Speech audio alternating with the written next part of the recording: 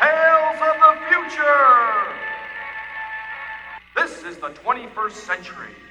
What a great time it will be to be alive. This is what the city of the future will look like. No more traffic jams, since there are no more roads. And won't your family enjoy a Sunday drive in the country in your flying car?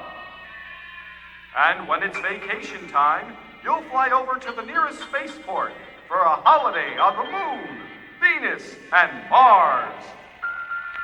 At home, there's no need for Mom to cook.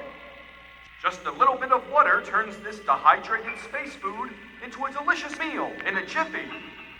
And while Mom makes dinner, there's little Timmy training his robot dog to do his homework for him. Just make sure he doesn't eat it, Junior. Hey, wait a minute. Do you recognize any of this stuff? Come on, look at that car. Does that look like the car your mom or dad drove you to school in this week? I don't think so. You know, years ago, all kinds of people tried to predict what the world would be like in the future. But look around.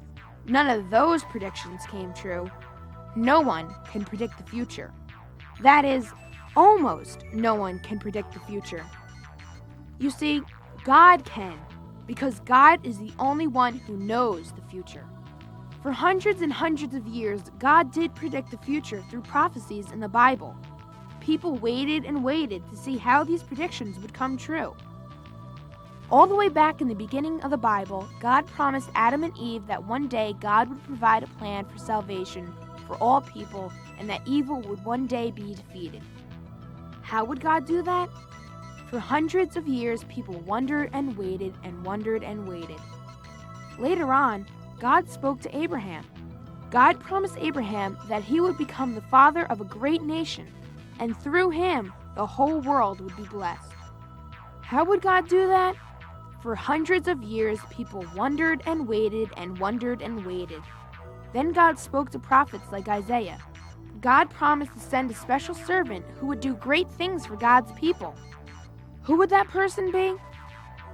For hundreds of years, people wondered and waited and wondered and waited. Over the years, God gave people some clues. God told the prophet Micah that this special person would be born in Bethlehem. Who was this guy? And the clues just kept on coming. God told Jeremiah that this person would be a descendant of King David. Just when everyone was getting tired of waiting, everyone found out who the special person was. Jesus was born in Bethlehem, just like God told Micah.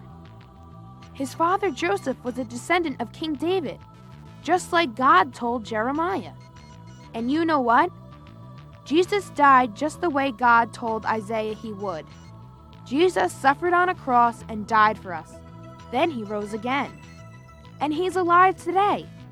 What God promised people over hundreds of years came true. Every promise God made about the Savior came true when Jesus came to earth. I'm thankful that God keeps all of his promises.